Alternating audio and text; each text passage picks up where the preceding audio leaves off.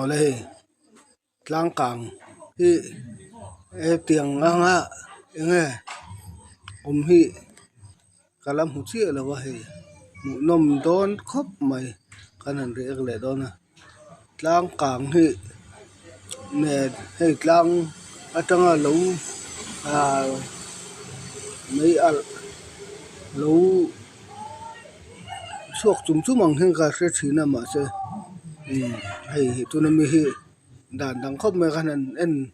photanga ting chu Tlangkang tin mun thar an thi le don ani voin hi July ni som ni pakwa kum sam ni som ni paru ni lai sing dari le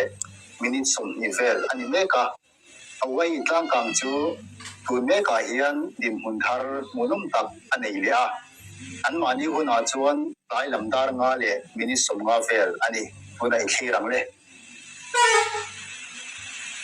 to mani lo ka khan na sataka athar thawa kha karon ta lang to hei azim khop maya akara po ni tam atal tuklova maro chu ton tum he chu na sata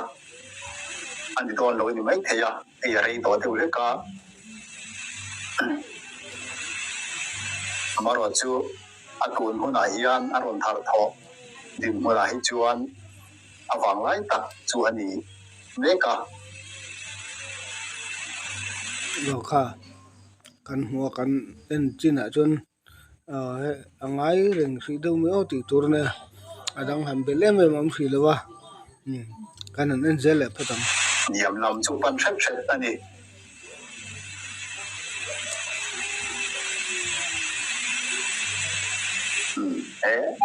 hmuhnawm to lek ani na sapui kha zong a en te kha shom zo ma ba hian hakata hian voi ni tum tha chun voi ni ron thar thaw ni hi a changin hakata voi khat te thar thawa a tum chu voi ni thar thaw ni video hey luang phi ve ngoi ngoi mai video re khi kan soi non denga hey original video mu phawe lo tam takan ama chuven kan han react thin khania kan han en zel pasai ta are ta kan ti lo wanga mini thum a kan chhum khunga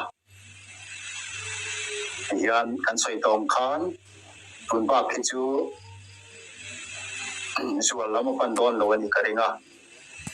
ei ziom lampang yam lampang apan chau don ani mai theya maro chu tun aya an sat chuan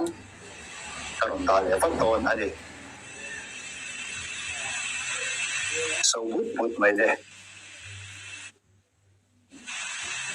nimida sa pan roma yem hin kha karon kheng tu lo de wa chuan Tlangkang chu hawai a hian Tlangkang hawai a hian dim hin hi tilai po hian ni tin hian a thleng ani anna lo ma se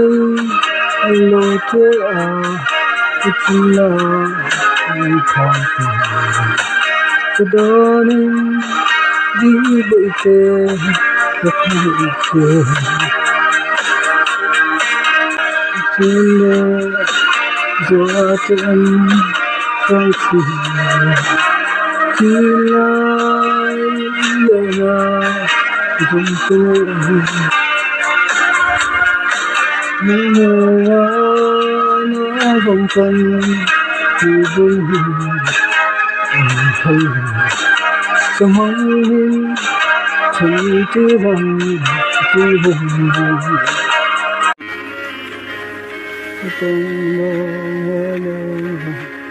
chân cả hàng đôi này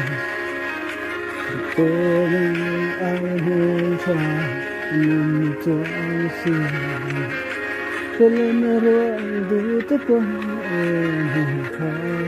engkau Sempuang tayang pualang omiti Oh ketinggalan nanti Pelinglah pelingku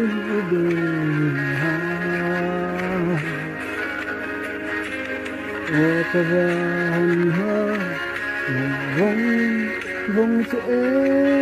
Hãy subscribe cho kênh Ghiền Mì Gõ để không bỏ lỡ những video hấp dẫn